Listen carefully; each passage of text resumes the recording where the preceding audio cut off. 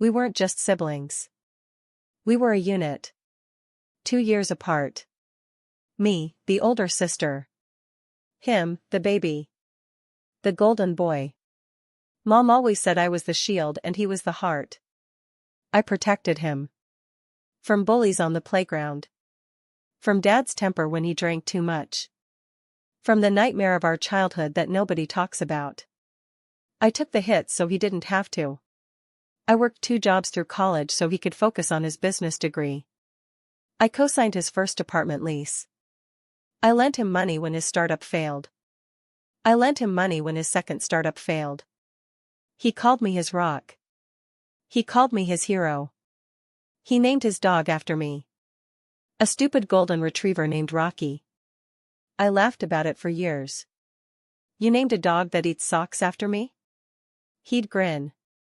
You're loyal. You always come back. God, that grin. That easy, charming, dimpled grin. It opened every door. It charmed every investor. It disarmed every cop who ever pulled him over. I loved that grin. I trusted that grin. I thought that grin was the one thing in this world that would never, ever turn against me. How wrong I was. The company was supposed to be our legacy. A logistics firm. Boring. Profitable. Mine on paper. His in practice. I handled the operations. He handled the clients. The money. The books. I never looked at the books. Why would I? He was family. He was him. Then the FBI knocked on my door at 6 a.m. Not a polite knock. A battering ram. They ripped me out of bed in front of my fiancé. They screamed about wire fraud. Money laundering. $2.3 million vanished into shell corporations. My fingerprints were on the transfer authorizations. My login credentials were used at 2 a.m. on a Tuesday. My handwriting was on the forged board resolutions. The evidence was ironclad. It was perfect. Too perfect. I stared at the spreadsheets they slapped on the table. The numbers blurred. My chest tightened. I couldn't breathe. I kept waiting for the punchline. I kept waiting for him to burst through the door laughing. Gotcha, sis. April Fools in October. But the door stayed shut. My lawyer looked at me with pity. The paper trail leads straight to you, he said. Your brother? He's the whistleblower. He's the one who brought this to us. He's cooperating. Cooperating. That was the word they used for betrayal. He wore a wire. 4 months.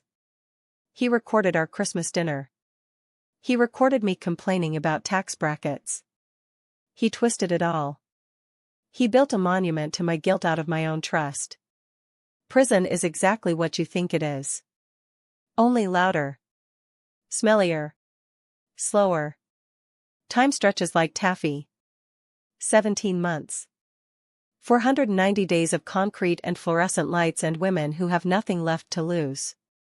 I lost my fiancé. He couldn't handle the visits. The stigma. The innocent until proven guilty crowd disappears fast when the headlines scream mastermind sister steals millions. My mother visited twice. She brought him cookies. She asked me if I had found Jesus yet. She never asked if I did it. She already knew the answer. He visited once. Month 6. He sat behind the thick glass. He wore a $3,000 suit. A Rolex. He picked up the black phone. You look terrible, he said. No hello. No sorry. Just that. I gripped the receiver until my knuckles turned white. Why? I whispered. He smiled. That grin. The dimples. Business is business, sister. You were the only loose end. The structure required a fall guy. You fit the mold perfectly. All that loyalty? It makes you predictable. Predictable is useful. He hung up. He walked away. I didn't cry. I stopped crying in month 3. I started planning. They released me on a technicality. A rookie agent messed up the chain of custody on a single server log. It wasn't exoneration. It was a crack in the door. I walked out with a plastic bag of clothes and a burning need that kept me warm through the winter. I didn't go home. I went to work. I knew his systems. I built half of them. I knew his passwords. The ones he never changed because he thought he was untouchable. I knew the offshore accounts he bragged about over scotch. I knew the dummy corporations he used to hide the real money. The 2.3 million? Pocket change. He was skimming 10 times that. From the cartels.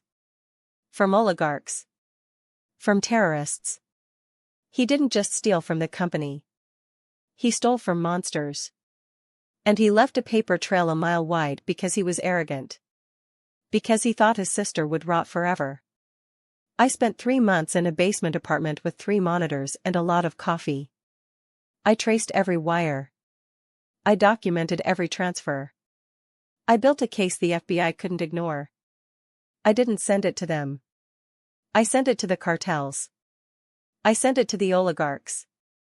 I sent it to the people who don't care about technicalities or plea deals. People who care about receipts. The karma wasn't a courtroom. It was a Tuesday morning. I watched the newsfeed on a burner phone in a coffee shop 3 states away. Breaking news.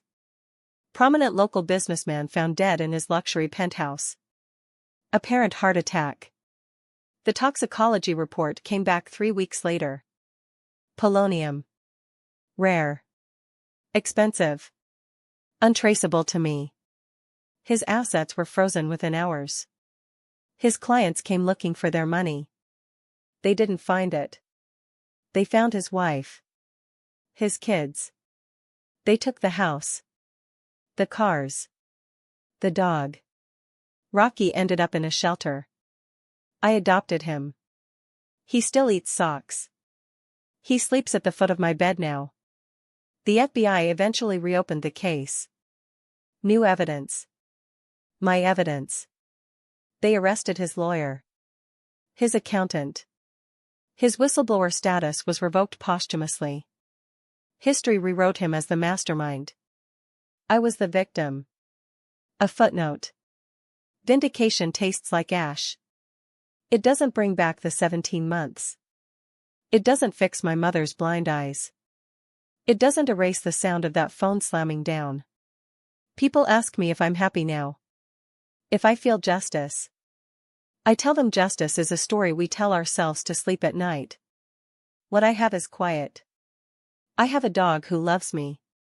I have a small cabin in the woods with no internet and a lock on the door that only I have the key to. I have the memory of his face when he realized the shield he discarded was the only thing keeping the wolves away. He built his empire on my back.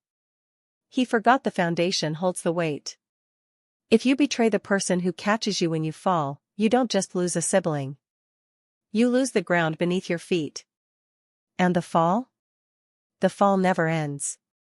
Subscribe to Betrayal and Revenge for more unbelievable stories of betrayal and karma.